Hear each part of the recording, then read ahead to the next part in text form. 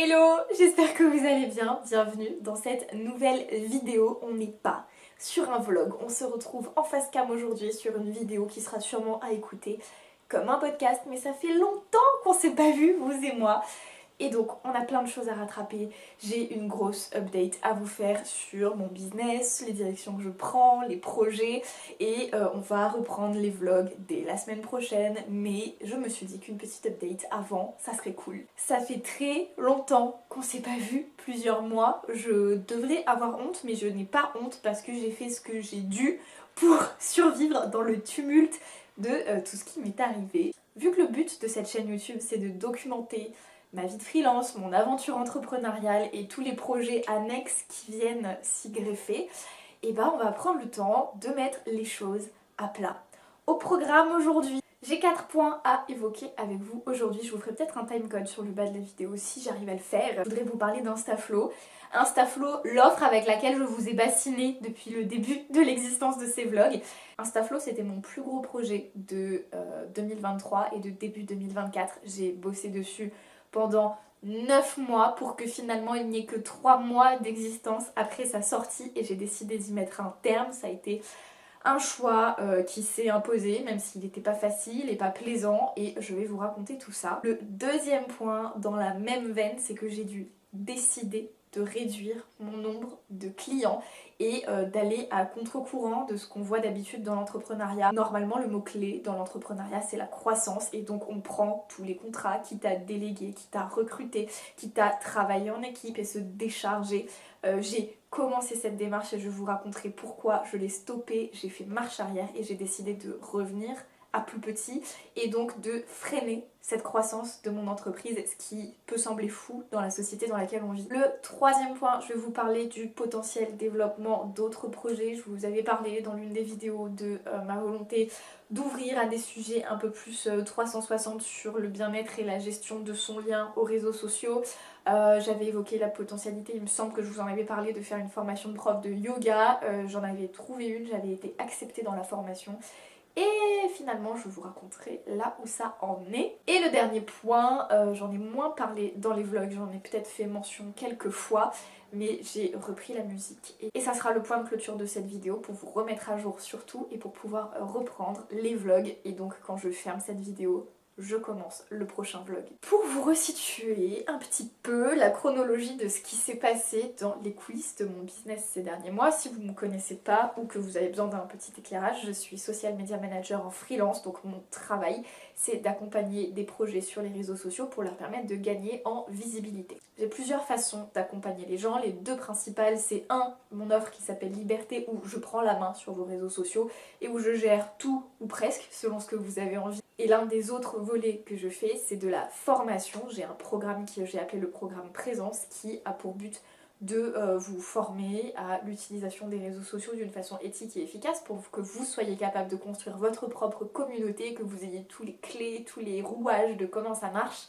Et d'ailleurs, petite parenthèse, si ça vous intéresse, j'ouvre une nouvelle promo du programme Présence, une nouvelle session de groupe. Il n'y a que 2 sessions de groupe par an et le gros avantage de la session de groupe c'est que c'est beaucoup moins cher que l'accompagnement en individuel. Pour autant on a un groupe qui est limité à 10 personnes grand maximum, ce qui fait qu'il y a quand même un suivi individualisé, de la correction des exercices et tout. Bref, si ça vous intéresse, vous pouvez prendre rendez-vous pour un call découverte sur mon site au lien dans la barre d'infos. Et c'est gratuit, c'est sans engagement et c'est une formation, il y aura 10 séances sur 5 semaines, il y aura 2 séances par semaine, du 28 mai au 28 juin. Et l'idée c'est que vous partiez pendant l'été en ayant bouclé la formation et potentiellement vous mettez toute votre com en place, soit pour l'été si vous êtes chaud patate, soit pour la rentrée de septembre, le but est là. Bref, j'ai ces 2 volets de mon activité, je peux être amenée à faire du coaching à l'heure, du consulting, des choses comme ça, mais c'est principalement ça qui me fait vivre. Et ce qui s'est passé c'est que j'ai commencé cette chaîne YouTube à la Toussaint de 2023, vraiment au mois d'octobre, et ça a explosé mon business. C'était pas prévu et en plus on dirait pas parce que quand on voit les stats de cette chaîne YouTube ça semble tout petit. Et pour autant, ça m'a apporté un nombre de contrats beaucoup plus gros que ce que j'ai d'habitude, ce qui fait que les gars j'ai trouvé la limite de mes capacités et de la quantité de travail que je peux absorber. Vraiment, j'ai trouvé ces limites-là, c'est-à-dire que j'ai accueilli beaucoup de contrats entre décembre 2023 et janvier 2024. C'était des contrats qui duraient un trimestre et donc le temps de tout mettre en place, j'ai été dans le dur sur janvier, février, mars et ce mois d'avril, ça commence à redescendre progressivement. Pendant ce temps-là, j'ai lancé Instaflow. Instaflow, c'était une offre, je vais du coup vous la faire courte parce que de toute façon ça n'est plus disponible, mais une offre d'abonnement de template pour vous permettre de créer vos contenus Instagram en moins de 2 heures par mois. Le but c'était que ce soit ultra simple, ultra facile pour tous les produits de développement personnel et du bien-être. Et vu que c'était ultra ciblé dans un domaine, ça me permettait de proposer des templates pertinents pour les professionnels de ces milieux-là qui n'avaient plus qu'à les personnaliser pour ensuite être réguliers sur tout le mois. Instaflow, donc j'ai eu l'idée en avril 2023, maintenant ça fait un an. Je me suis faite accompagner par Mathilde de la Tanière des Freelances qui était ma coach quand je me suis lancée en freelance. Quand j'ai eu l'idée d'Instaflow, je me suis dit ok, c'est une offre un peu plus sérieuse et structurée que ce que je fais d'habitude où c'est plus du sur-mesure et où je suis dans l'échange avec les gens. Là, Instaflow, c'était une offre très différente, c'était quelque chose qui était disponible à la vente sous abonnement sur mon site internet, il fallait que tout soit prêt avant, que les gens puissent acheter un SAV, etc. Donc je me suis fait accompagner pendant 2 mois par Mathilde, ensuite j'ai travaillé de mon côté, j'ai repoussé le lancement d'Instaflow 2 fois parce que j'étais pas prête, parce que j'ai eu ce pic de visibilité, et donc il a fallu 9 mois pour que ça sorte. J'ai sorti Instaflow en janvier 2024 et c'est simple, j'ai vendu des abonnements pour février, mars et avril et j'ai décidé d'y mettre fin. Ce qui s'est passé, et ça je l'avais vlogué, le lancement, et si je me souviens bien, pendant ma période de lancement j'avais fait 7 ventes, ce qui était un poil au-dessus que mon objectif, donc j'étais très contente. Objectif, j'avais 3 niveaux d'objectifs, c'était au-dessus de mon plus haut niveau d'objectif, donc super contente, objectif maximal atteint, je me dis c'est super. J'ai du monde qui est intéressé par Instaflow, qui s'est abonné. Maintenant l'enjeu c'est qu'il reste sur les prochains mois, comme ça moi, en fait le but d'Instaflow c'est quand j'ai des gens en appel découverte qui ont besoin d'être réguliers sur les réseaux sociaux mais qui n'ont pas de budget, ce qui est souvent le cas dans des milieux comme le bien-être, le développement personnel, je pense aux sophrologues, aux profs de yoga, aux naturopathes qui viennent de se lancer, qui ont plus trop de budget parce qu'ils ont mis tout leur budget dans leur formation initiale ou dans leur reconversion tout simplement. Pour autant ils ont besoin d'être présents sur les réseaux sociaux. Instaflow, le but c'était de les rediriger là-dessus, c'était des abonnements à moins de 100 € par mois, la première formule était à 49 € par mois, donc ultra accessible, et ça leur permettait d'être vraiment présent d'une façon stratégique sur les réseaux sociaux. Mon plan c'était donc de garder ces 7 abonnés à Instaflow et petit à petit d'étoffer au fil des calls découvertes. La réalité c'est que j'ai fait un lancement avec code promo qui était valable sur un mois. Les mois d'après les gens passaient au forfait normal et évidemment il y a eu des désabonnements. Il y a eu des désabonnements après le premier mois et il y a eu des désabonnements après le deuxième mois, ce qui fait que sur le dernier mois de création d'Instaflow, il restait plus que 2 personnes inscrites à Instaflow. Et c'est ok, c'est une offre que j'ai mis longtemps à sortir, donc je comprends que les besoins du marché évoluaient, je comprends aussi que les gens qui pensaient avoir besoin, parce que moi j'ai fait une vraie étude de marché avant de lancer Instaflow et les gens me disaient qu'ils avaient besoin tous les mois de contenu et de se renouveler parce que quand ils achetaient un pack de templates, ils avaient vite fait le tour. Et je pense que les gens en achetant Instaflow, ils ont récupéré les templates comme un pack de templates pour 1 mois, 2 mois, 3 mois et après finalement ils se sont dit qu'ils pouvaient réutiliser les templates d'Instaflow et c'est ok.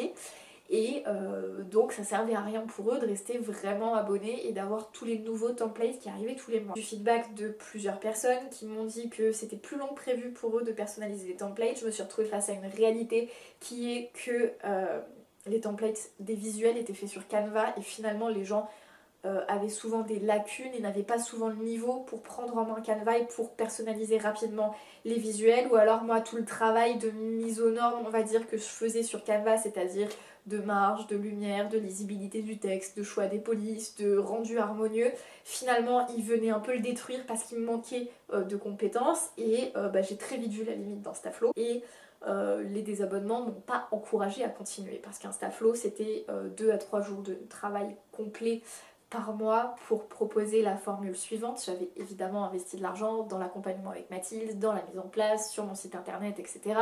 Chaque abonnement, j'ai une partie de frais de ma plateforme de paiement, plus l'URSSAF à payer. Bref, il restait pas grand chose dans ma poche et non seulement j'ai pas rentabilisé l'investissement de départ, mais en plus mensuellement je rentabilisais pas mes 2 ou 3 jours de boulot que je consacrais à Instaflow, que donc je pouvais pas consacrer à mes clients. Je suis convaincue qu'Instaflow c'était une bonne idée et qu'à force d'échanges avec les gens et d'affiner, à force d'affiner la formule, on aurait trouvé l'équilibre et un truc vraiment intéressant parce qu'il y a un vrai besoin dans le monde du bien-être.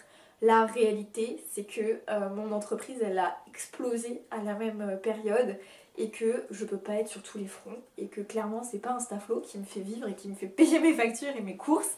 Et donc, il a fallu faire des choix. Il restait 2 personnes sur Instaflow à la fin. Je leur ai écrit, j'ai annulé leurs abonnements et j'ai mis fin à Instaflow. Peut-être qu'un jour je reprendrai ou peut-être pas. Honnêtement, je pense pas parce que c'est vraiment beaucoup de boulot à mettre en place pour finalement peu de retours. Il y a aussi une réalité, c'est que j'ai une petite audience sur les réseaux sociaux, donc il y a peu de gens qui avaient l'info qu'Instaflow existait. Il y a Luna qui veut sortir, ça faisait longtemps. Je voulais explorer potentiellement des ads pour faire connaître Instaflow à des gens qui n'étaient pas déjà abonnés à ma communauté. Mais chose que j'ai appris, c'est que quand on a une offre qui s'appelle Instaflow, les ads sont forcément refusés par Meta. Voilà, le fait qu'il y ait Insta dans le nom, ils pensent que c'est du spam, que c'est de l'arnaque, et donc toutes mes ads ont été bloquées. J'ai pas pu faire de ads sur Instaflow, donc forcément ma portée elle s'est réduite drastiquement. Je suis pas déçue du tout d'avoir arrêté. C'était un vrai soulagement. La réalité c'est que, comme je vais vous l'expliquer, à ce moment-là j'avais un rythme et un quotidien de malade et qu'il fallait faire des choix. Et donc m'enlever 3 jours de boulot pour la prochaine formule d'Instaflow, c'était vraiment un soulagement. Je suis contente de l'avoir fait, j'ai vu ce que c'était un lancement et il y a des gens, des entrepreneurs qui adorent les lancements. Moi j'ai vu que j'aimais pas ça. J'ai vraiment vu que j'aimais pas ça. J'ai super mal vécu ma semaine et ma quinzaine de lancement au mois de janvier. Et j'ai pas envie de renouveler l'expérience. C'est pas mon truc, mais je suis contente de l'avoir fait parce que j'ai appris et je l'ai vécu de l'intérieur. Évidemment, j'avais vécu des lancements pour certains projets de mes clients, mais le vivre de l'intérieur et d'être sur tous les fronts, parce que là j'étais pas que sur la com, j'étais sur la totalité du projet, ça m'a permis de comprendre plein de choses, de tirer les ficelles de plein de choses. Et en plus de ça, mon lancement, je sais pas si vous vous souvenez, mais au début ça a été un flop, j'ai pas fait de vente et j'ai fait toutes les ventes sur les 2 ou 3 derniers jours du lancement. Ce qui fait qu'aussi pendant mon lancement j'ai dû apprendre à rebondir et à aller tirer d'autres ficelles de communication. J'avais vraiment beaucoup échangé avec Mathilde à ce moment-là qui m'avait beaucoup aidée. Et je suis aussi contente d'avoir arrêté, de pas avoir persisté dans une offre qui n'était pas rentable, donc pas viable. Et même si je fais pas tout pour l'argent, je propose plein de choses en gratuit. Là c'était une charge de travail consécutive, 3 journées de travail par mois. On n'oublie pas que je travaille 5 jours par semaine, même souvent 4, c'est ce que j'essaye. 4 jours par semaine, ça me fait 16 jours de boulot par mois, entre 16 et 20 jours de boulot par mois. Donc 3, c'est déjà un gros poids, 3 sur 16, vous voyez. Avec le recul, je suis fière de moi d'avoir pris cette décision assez vite. Je m'étais donné un trimestre pour que ça prenne. J'avais refusé, c'était dans mes engagements et dans mes objectifs de l'année, faire un test sur un trimestre. Et le test a été sans appel, du coup je suis contente d'avoir pris cette décision. Ce qui m'amène au sujet suivant. Tout ça, Instaflow, ça a été la tâche de fond de, on va dire, mon premier trimestre 2024 en termes de sortie, le projet existe et il y a des gens qui adhèrent ou non. Mais tout ça c'était la tâche de fond, c'était même pas la tâche principale parce que la tâche principale c'est mon entreprise, elle a explosé. J'ai jamais eu autant de clients de ma vie, je suis ultra reconnaissante et je sais que vous, le petit comité qui me suivez sur YouTube, vous y êtes pour beaucoup et je vous remercie infiniment. Si vous êtes là, si vous avez soutenu les vidéos, si vous m'avez recommandé dans les derniers mois suite à l'un des vlogs que vous avez vu, ou même si on a travaillé ensemble, ça a été fou.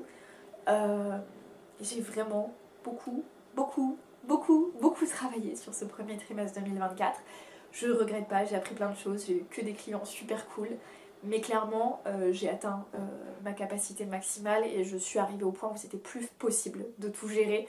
C'est-à-dire que dès qu'il y avait, théoriquement, je me suis organisée, d'ailleurs vous voyez l'ébauche du planning que j'ai créé, c'est pas un planning concret de chaque semaine, c'est juste le chemin de fer de comment je répartis mon temps dans la semaine. Et grâce à ça, j'ai réussi à aller au bout de tous mes engagements et à laisser tomber aucun de mes clients. Mais entre le monde théorique qui me dit que j'ai tant de temps pour créer un post et du coup je peux créer tant de posts par semaine et ça passe et j'ai même un peu de marge et tout. La réalité c'est que dès qu'il y avait un caillou dans l'engrenage, je prenais du retard. C'est un choix ça que j'ai fait l'été dernier, mais je travaille sur l'équivalent de 4 jours par semaine, c'est-à-dire que je fais lundi, mardi, mercredi matin, jeudi, vendredi matin. Ça normalement c'est mes horaires de bureau théorique, des horaires où je suis derrière mon bureau, et j'ai mis ça en place parce que la réalité c'est que je travaille à mon compte, donc j'ai toujours un truc qui me trotte en tête, un souci, une urgence de dernière minute, un projet à boucler, le cerveau qui mouline à 3h du mat, et donc en fait en heure effective, comme ça je suis à un temps plein mais normal, je suis plus à 60-70 heures par semaine comme j'ai pu faire, ce qui n'est pas viable. J'ai aussi choisi ça parce que les réseaux sociaux c'est un terrain ultra toxique pour la santé mentale et que même si je suis une professionnelle des réseaux sociaux, ça ne m'épargne pas et que donc limiter le temps qu'on passe dans cet environnement-là, ça permet de garantir la longévité de ma santé mentale et donc de mon entreprise. Donc voilà, normalement je travaille sur l'équivalent de 4 jours par semaine, autant vous dire que là, sur ce premier trimestre 2024, c'était pas du tout le cas. J'ai bossé quasiment tous les soirs, tous les mercredis après-midi, tous les vendredis après-midi, certains samedis matins, certains dimanches soirs. Et je suis allée à la limite de ce que je pouvais faire en termes de temps. J'ai essayé de déléguer, j'ai demandé du renfort à ma sœur, j'ai commencé à chercher des prestataires pour déléguer de la création de contenu, parce que c'est ça, hein, c'est l'opérationnel de la création de contenu pour tous mes clients qui me prend le plus de temps. Et je me suis lancée dans cette démarche, parce qu'à un moment le constat était que, je crois que j'ai fait le compte, je crois qu'à un moment j'avais 38 posts par semaine à créer. Autant vous dire que quand on passe la barre du 25-26, on se demande quel est le sens d'en faire encore 10 ou encore 12 dans la semaine. Et dès que tu prends un peu de retard sur un truc, la semaine d'après t'en as 40 à créer, c'est impossible, 40, 45. Forcément, avec une telle augmentation de travail, mon chiffre d'affaires a considérablement augmenté, ce qui m'a soulagée, parce qu'on va pas se mentir que fin d'été dernier, c'était un peu chaud patate pour payer les factures. Tout s'équilibre et c'est très bien, et je veux dire j'ai honoré cette charge de travail, j'ai pas encaissé le chiffre d'affaires sans rien faire, et je suis allée au bout, mais à un moment je me suis dit Marie-Ange tu vas pas tenir, tu vas te cramer, il faut déléguer certaines choses, notamment parce que j'ai toujours envie de développer des projets pour mon entreprise, et c'est là que le sujet suivant, vous allez voir, s'imbrique. J'ai commencé à chercher à déléguer, j'ai recontacté une prestataire qui m'avait elle contacté au moment où elle se lançait parce qu'elle prend le même positionnement que moi. On pourrait dire que c'est une concurrente, moi je le vois pas comme ça, je pense vraiment qu'il y a de la place pour tout le monde et ma place est faite. Et je me sens pas en danger dans le monde du freelancing. Mais donc elle m'avait contacté elle quand elle se lançait pour un peu me demander comment est-ce que je m'étais fait une place sur ce marché. On avait échangé, j'avais gardé son nom dans ma tête et là quand j'ai eu besoin de déléguer, je l'ai recontacté en me disant on a le même positionnement donc on a plein de valeurs en commun. Vous le savez que c'est super important pour moi, c'est vraiment mon positionnement principal, l'éthique et les champs d'activité engagés, développement personnel, bien-être, éducation, tous ces trucs là. Et culture. Et donc je l'ai contacté, on a fait un call découverte et ça l'a pas fait pour moi. Je l'ai pas senti. Non pas que je remets en cause son professionnalisme ou sa gentillesse, mais juste j'ai pas senti que ça matchait sur des trucs qui sont importants pour moi, qu'elle a peut-être pas perçu comme importants pour elle, et c'est ok. Et en fait à ce moment-là, j'avais ma soeur qui m'avait dit ok on peut mettre en place un système de délégation mais ça sera maximum 5 ou 6 postes par semaine, ce qui était rien pour moi, j'avais besoin de beaucoup plus. Cette personne là, j'ai pas senti le truc et je me suis dit ok qu'est-ce que tu vas faire, est-ce que tu vas faire le test à déléguer à 2 personnes différentes plus potentiellement chercher une troisième si ça capote avec la deuxième parce que tu la sens pas, c'est pas un match à 100%.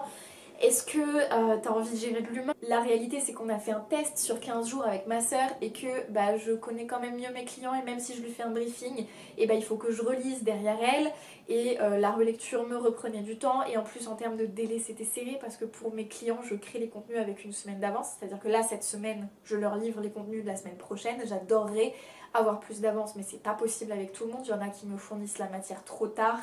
Et j'ai eu tellement de travail ces derniers mois que honnêtement j'ai pas réussi à prendre plus d'avance, peut-être que là ça va commencer à venir. Et donc c'était chaud parce que ma soeur, souvent j'avais les éléments le lundi ou le mardi pour les contenus à créer sur la semaine en cours. Et donc elle les créait genre le mercredi ou le jeudi, ça voulait dire que le vendredi j'étais obligée de me placer un temps pour tout relire et pour envoyer aux clients, mais donc les clients avaient la validation à flux tendu parce que le vendredi je leur envoyais les postes à valider pour qui sortaient le lundi d'après, et si je devais faire des modifications, j'avais plus le temps de demander à ma soeur de faire des modifs, donc finalement je repassais derrière et je recréais le contenu. Bref, d'un point de vue organisation, c'était pas optimal du tout. Très vite, je me suis rendu compte que c'est pas de ça dont j'avais envie, et surtout, ça me libérait pas tant que ça, parce que finalement, il faut briefer les prestataires, il faut relire et valider le travail des prestataires, il faut continuer la relation client, la facturation, les points, les bilans, il faut quand même avoir un œil sur le compte, évidemment, pour rester en plein dans tout ce qui se passe, et donc ça me libérait pas de temps. Pas tant de temps que ça, et surtout, ça me libérait pas de stress. À ce moment-là, le choix, ça a été d'arrêter certains contrats. Et je l'ai pas fait de gaieté de cœur, mais on était fin mars 2024, donc juste là, il y a un mois, et j'arrivais au bout de l'engagement de certains contrats. Il y avait un très très gros contrat qui me prenait beaucoup de temps, où j'ai annoncé à la personne que j'allais pas proposer le renouvellement. Déjà parce que je me sentais pas super utile, parce qu'elle fait partie de ces clients-là qui ont vraiment du mal à anticiper les contenus, qui fonctionnent pas dans l'anticipation, qui fonctionnent dans la spontanéité, dans la création de contenu, et c'est tout à fait ok, on a tous nos façons de faire, mais du coup, pour travailler ensemble, c'était une vraie contrainte, parce que moi, j'étais tout le temps à flux tendu pour elle, et c'était un gros contrat, ce qui voulait dire qu'à n'importe quel moment de la semaine, je pouvais avoir beaucoup de travail qui me tombait dessus, mais que je pouvais pas l'anticiper, et donc parfois ça rentrait en conflit avec des rendez-vous, des urgences pour d'autres, et j'étais obligée quand même de la faire passer en priorité, mais ça desservait mon travail pour d'autres, et c'est aussi pour ça que j'ai beaucoup travaillé le soir. Et elle, j'avais pas l'impression de lui enlever une grosse épine du pied, parce que finalement c'était plus une contrainte dans sa façon de fonctionner, de devoir m'envoyer les éléments. Donc je lui ai annoncé qu'on n'allait pas renouveler, elle était tout à fait d'accord et on est en très bon terme, mais c'était pas un match en termes d'organisation pratico-pratique, et c'est des choses qui arrivent. Il y a un deuxième contrat qui prenait fin où la personne m'avait d'emblée informé avant le début de la collaboration qu'elle avait le budget pour 3 mois et pas plus, parce que c'est une association. Donc moi j'ai anticipé la fin de ce contrat là et j'ai pas du tout cherché à ce qu'il soit renouvelé. Et finalement la personne a voulu renouveler, j'ai été un peu embêtée parce que j'avais pas trop de place, mais je me suis dit ok, c'est pas un gros contrat, je prendrai du temps sur mon temps libre, et je m'arrange pour au moins un mois parce qu'elle voulait renouveler sur avril. La réalité c'est que la pauvre elle a l'air d'être sous l'eau, et on est le 30 avril au moment où je filme, et elle m'a toujours pas répondu à mes mails de ok, comment est-ce qu'on fait pour la suite de la collaboration. Donc à mon avis ça se fera pas, mais si ça se fait, pourquoi pas. Et j'avais une collaboration sans engagement avec Océane, et on va peut-être regarder ce vlog, et je lui fais des bisous aussi. Et à ce moment-là, je me suis dit ok, en fait il faut encore que je fasse du vide, parce que ces 2 contrats-là c'était pas suffisant pour retrouver un rythme normal en les arrêtant. Donc j'ai annoncé à Océane que vu que c'était mon contrat sans engagement, j'allais arrêter. Avec vraiment une grosse pointe au cœur, parce que j'adore bosser avec Océane. Enfin, voilà, j'adore le projet et j'avais vraiment les boules d'arrêter avec elle. Et finalement, ce qui s'est passé, c'est que dans la même semaine, j'ai une cliente qui est enceinte qui m'a dit que elle allait prendre 3 mois de pause pendant son congé mat, et pour après l'équivalent, je sais pas si c'est l'équivalent d'un congé parental, je suis pas encore dans ce stade de ma vie pour savoir, mais j'avais pas anticipé qu'elle prendrait potentiellement 3 mois de pause. Moi je m'étais dit que j'allais faire tourner, parce que ça m'est beaucoup arrivé de faire des remplacements pendant des congés mat, donc je m'étais dit que j'allais faire tourner à rythme ralenti, mais tourner toute seule les réseaux pendant son congé mat. Et finalement le fait qu'elle arrête pendant 3 mois, j'ai recontacté Océane, je dis j'ai de la place, et donc j'ai continué avec Océane. C'est une décision qui se fait complètement à contre-courant de ce qu'il fait d'habitude dans le monde de l'entrepreneuriat, parce qu'on vit dans une société capitaliste, et que donc tout est en croissance permanente, les prix, les tarifs, les prestataires, les matériaux, et donc si je reste au même niveau, c'est comme si je baissais en termes de pouvoir économique. Donc moi aussi je me dois d'être dans une forme de croissance pour suivre la tendance, voire même être dans une forme de croissance supérieure à la tendance, juste pour pouvoir m'en sortir en tant que freelance et être un peu pas la tête qui sort de l'eau comme ça quoi. Mais ouais, c'était pas une décision facile à prendre, et finalement ça a été un soulagement énorme. Aujourd'hui, je pense que je vais continuer à limiter le nombre des collaborations que j'ai. J'ai un peu de place en ce moment parce que j'ai le contrat avec les Flamands Roses qui s'est arrêté parce qu'ils ont des gens en interne pour prendre le relais, ce qui était prévu et annoncé.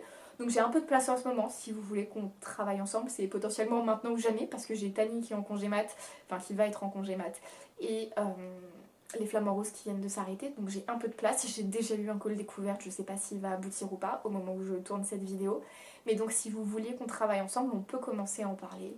Le call découverte c'est gratuit sans engagement dans la barre d'infos, mais ce qui est sûr c'est que je vais limiter le nombre de contrats que je prends. Vous imaginez bien que pendant cette période de janvier à mars, j'ai tout essayé. J'ai essayé 1000 moyens de m'organiser pour essayer de tout faire rentrer. J'ai vu que ça rentrait pas, donc j'ai dû faire du vide. Et je me suis aussi questionnée parce que j'ai eu cette sensation d'atteindre le plafond de verre de mon entreprise. D'ailleurs, j'en avais fait une vidéo en disant que je suis à ma capacité maximale. Ce qui veut dire que si je reste sur ce modèle-là, je suis allée au bout du challenge de développement de mon entreprise dans le sens où je l'ai fait une fois, je sais ce que c'est, il n'y a plus l'excitation de la découverte. Et c'est problématique pour moi. Je suis pas faite pour rester au même niveau sans marge de progression et sans envie de progresser et sans apprendre. Et j'ai eu une petite phase un peu avide en me disant ok, c'est quoi le sens de mon travail, notamment parce que créer 38 contenus par semaine, ça aide pas à trouver du sens, 38 c'est trop. Et je me suis dit ok, en termes de quantité de travail, je suis allée au bout. En termes de taille de communauté que j'ai été amenée à gérer, j'ai vu de tout. J'ai vu des toutes petites communautés, je suis partie de zéro avec certains comptes. J'ai eu des communautés ultra nichées et j'ai eu des très grosses communautés à gérer. J'ai vu les aspects positifs et négatifs de tout ça, parce que forcément ils ont tous des aspects positifs et négatifs. J'ai géré du Twitter, j'ai géré du LinkedIn, j'ai géré du YouTube, j'ai géré du podcast. Oui, il y aurait encore du TikTok ou des autres plateformes à explorer. Évidemment, j'ai fait du Facebook. Mais finalement, ça serait juste le même challenge avec d'autres codes. Et dès que tu comprends les autres codes, le challenge est un peu atteint. Je me suis demandé, ok, c'est quoi le sens de tout ça? Sachant qu'en plus, j'avais une telle charge de travail opérationnelle que j'avais plus le temps de développer d'autres projets pour mon entreprise. C'est-à-dire que je travaillais 100% pour les entreprises de mes clients. Mais à un moment, je suis chef d'entreprise aussi, et si je veux pouvoir vivre à long terme de cette activité, il faut quand même que je prenne soin de mon entreprise et que je travaille dessus.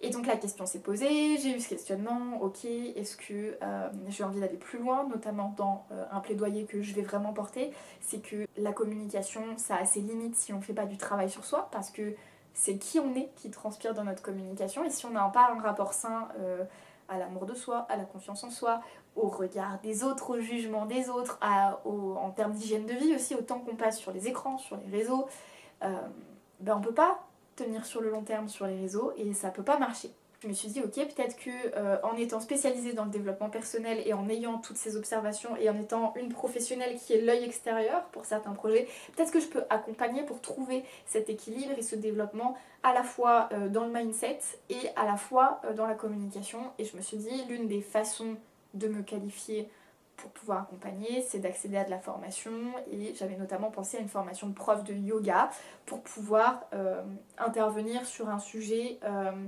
méditation pleine conscience, revenir au corps, déconnexion, et potentiellement proposer des retraites de week-end déconnectées ou sur lesquelles on va repenser son rapport aux réseaux sociaux. Mais en fait là je crois que j'en ai fait trop sur le premier trimestre et donc j'ai décidé que c'était pas ma priorité. Donc pour l'instant, j'ai pas un projet de fond qui est en cours sur mon entreprise et c'est rare.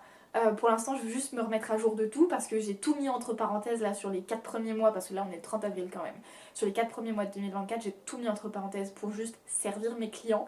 Et donc j'ai plein de choses à remettre à jour. Il y a mon site que je voudrais remettre à jour. J'ai juste masqué les pages d'Instaflow, mais il faut que je les enlève de mon site, tout ça. J'ai changé ma charte graphique pour Instagram parce que je ne pouvais plus me la voir en peinture, mais du coup j'ai tous mes supports et mon site internet à refaire pour que ce soit en accord avec ma charte graphique. Bref, je vais juste prendre là, je pense, jusqu'à cet été, mais du coup jusqu'à la fin de l'été, une grosse phase de remise à jour. Et voilà ce que vous allez voir dans les coulisses des vlogs. Et ça, c'est aussi parce que j'ai repris la musique. Ça y est, on arrive au dernier sujet. Je sais pas si j'en ai déjà parlé dans les vlogs, je crois pas, mais j'ai un gros passé avec la musique. Mes deux parents sont musiciens professionnels. Et à l'âge de 10 ans, après avoir erré d'instrument en instrument, la chorale de maman, les cours de solfège, le conservatoire quoi, j'ai auditionné et j'ai été prise pour entrer dans un chœur d'enfant. J'ai fait de la musique de façon professionnelle pendant tout ce temps. Le chœur d'enfant, j'y ai été jusqu'à mes 15 ans, il me semble. Ensuite, j'ai monté mon propre spectacle avec des copains. J'ai eu des groupes, j'ai fait le conservatoire, j'ai commencé à écrire des chansons. J'ai fait beaucoup de scènes en local dans la région de Nice. J'ai fini par monter en duo avec ma sœur où on a gagné un tremplin, enregistré, sorti un EP de 5 titres, il me semble. J'ai fait plein de choses en musique, en local, à petite échelle, hein. Je suis pas une grande star de la musique, mais juste j'ai fait des choses qui m'ont fait vibrer et j'aime profondément ça. la musique, finalement, avec le recul, c'est un peu comme un projet entrepreneurial. J'ai une idée de départ et je lui donne une vie, je lui donne une âme, je le travaille jusqu'à ce que ce soit bien, puis ensuite je le présente au reste du monde. Et en même temps, moi qui adore la communication, bah oui, il y a du travail graphique, d'image, etc.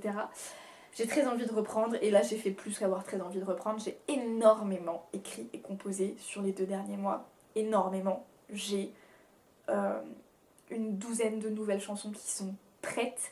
Ce qui fait qu'aujourd'hui, j'ai des projets en musique et je me suis dit que j'allais vous emmener dans les coulisses parce que c'est pas de la vie pro directement, mais ça reste des projets que je développe. Et bah ouais, j'ai grave envie de vlogger les coulisses. Je vais devoir trouver l'équilibre entre ce que je vous montre et ce que je vous montre pas pour garder des surprises et pour pouvoir faire un plan de communication pour quand j'ai de la musique qui sortira. Mais pour vous donner un peu des coulisses, si vous voulez aller voir, je vous mettrai mon compte Insta de la musique dans la barre d'infos. Pour l'instant, il n'y a rien. Il n'y a que des vieilles vidéos parce que c'est mon compte Insta de tout ce temps dans la musique. Il n'y a rien d'actuel, mais j'ai des idées. J'ai beaucoup d'idées. C'est pas les idées qui manquent. Le plan, c'est que je voudrais sortir un EP à la rentrée. Voilà, un EP avec mes compositions, avec 6 compos. J'en ai déjà 3 sur ces 6 qui sont entièrement bouclés, 2 qui sont en cours d'écriture et une où j'ai le concept et où juste il faut que je me mette à l'écriture. Et suite à cette EP, je voudrais sortir soit toute fin 2024, soit à mon avis ce sera plutôt début 2025, un album de 12 titres. Pareil, j'ai le concept, j'ai les 2 tiers des titres qui sont écrits, composés, finalisés, les autres j'ai les concepts pour quasiment tous, il me reste 2 titres où je sais pas encore ce que je vais faire, mais j'ai des idées tous les jours en ce moment. Et franchement, c'est un kiff! C'est un kiff de reprendre la musique. Autant vous dire que là, j'ai EP album, mais après, dans les plans avec des concepts, j'ai encore EP album EP, où j'ai déjà plein d'idées dans ma tête. Donc, je sais pas ce qui verra le jour, ce qui verra pas le jour, mais j'ai très envie de vous emmener dans les coulisses. Si vous n'êtes pas familier avec le monde de la musique, voilà ce que je peux vous dire, je fais de la chanson française. De la chanson à texte, un vieux style qui se fait plus trop. La chanson française moderne, on pourrait dire que c'est Ben Mazué, on pourrait dire que c'est Pomme, on pourrait dire que c'est ce genre d'artiste-là. Il y a vraiment des influences pop, mais il y a aussi des influences folk, il y a aussi des influences rock, et dans mon histoire de musicienne, chœur d'enfant et tout, j'ai beaucoup aussi travaillé avec des musiciens africains, donc il y a aussi évidemment ce genre d'influence, même si c'est pas ma culture à moi, j'ai pas grandi avec, donc ça s'entend pas de façon directe, mais c'est quelque chose dans lequel je baigne quasiment à longueur de journée, du jazz, du blues, des musiques africaines de toutes sortes, donc voilà, c'est un peu tout ça les influences. Et pour vous faire un peu le schéma des différentes étapes, la première étape, et ça reste le cœur du truc pour moi, c'est le plus important, c'est l'écriture et la composition. Je fais tout toute seule, j'écris les paroles, j'écris la musique. Je veux que ce soit moi qui fasse ça en guitare-voix ou en piano-voix. Et une fois que ça c'est fait, je vais me lancer dans une phase d'arrangement, là j'y suis. Honnêtement, je procrastine parce que j'ai pas fait ça depuis des années et que je vais devoir tout réapprendre et que c'est de la technique derrière l'ordi et que je passe déjà beaucoup de temps derrière l'ordi et ça me fait peur. Donc je procrastine, mais donc il y a cette phase d'écriture-composition en acoustique. Ensuite, il y a une phase de production de la musique, d'enregistrement, d'arrangement, où je vais essayer de travailler les enregistrements seuls, les arrangements seuls à la maison. Les arrangements, c'est tous les instruments numériques qu'on va pouvoir ajouter si je veux mettre des batteries, bref, ce qui fait qu'on sort du guitare-voix ou du piano-voix. Je vais essayer de bosser ça toute seule. Si je bloque trop, j'irai prendre des cours ou payer quelqu'un en studio pour m'aider. Après cette phase-là, je sais qu'il faudra que je passe en studio d'une façon pro pour enregistrer les voix et les instruments acoustiques pour avoir un son propre parce que je suis pas ingénieure du son, c'est un métier. Et j'ai envie de faire les choses bien. Ensuite, il y a une phase de mastering où juste je donne mon travail musical à un professionnel qui fait. Le mastering, c'est ce qui fait que quand vous écoutez par exemple des musiques à la radio ou un disque ou même plusieurs disques à la suite ou sur Spotify que vous streamez, c'est ça qui fait que tous les titres ont à peu près le même volume et que tout est équilibré sur tous les types de supports sur lesquels vous écoutez, que ce soit dans la voiture, dans des écouteurs, dans un casque, sur votre télé, que le son soit propre sur tous les supports, tout ça, ça va avec le mastering. Et ensuite, une fois qu'il y a le mastering qui est fait, et bah c'est la sortie les gars. La sortie ça veut dire diffusion sur les plateformes, potentiellement pressage en physique, et puis communication. Et là on revient à mon métier de base et j'ai plein d'idées pour la com et j'ai tellement hâte. Voilà, j'ai plein d'idées. Et en fait j'ai très envie de vous emmener dans ces coulisses là pour que vous viviez le projet avec moi. Je sais pas comment je vais doser parce que je peux pas vous faire écouter les chansons avant évidemment, sinon ça gâche toute la surprise. J'ai pas non plus envie de vous spoiler tous les univers qui ont avec chaque projet parce que chaque projet a un univers. Mais j'ai trop envie de vous emmener dans les coulisses, donc il fallait absolument que je vous en parle aujourd'hui dans la mise à jour, parce que ça explique pourquoi est-ce que je vais faire un poil moins de projets en ce moment sur mon entreprise. Voilà où j'en suis. Et j'ai beaucoup parlé. Et j'ai beaucoup parlé de moi, mon entreprise. Je suis désolée. En même temps, cette chaîne YouTube, elle est là pour vous raconter les coulisses. Donc on est dans les coulisses. Et promis, dès la semaine prochaine, je reviens en vlog avec des conseils, des coulisses, des choses que vous pouvez mettre en place dans votre communication. Mais je pense qu'il y avait besoin de faire cette update pour qu'on soit tous sur la même longueur d'onde et que vous n'ayez pas raccroché les wagons par déduction de vous-même. Voilà, si vous avez regardé ou écouté la vidéo jusqu'ici, bravo et merci.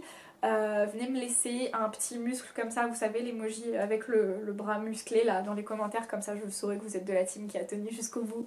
Et merci beaucoup en tout cas pour votre soutien ces derniers mois. Raconté comme ça, on peut croire que ça a été horrible à vivre, mais pas du tout. Hein. Ces derniers mois, ça a été une vraie aventure et un gros challenge parce qu'il y a eu beaucoup plus de travail. Mais c'était exaltant au possible parce que j'ai bossé 4 ans et demi pour en arriver là. Et que je suis arrivée là.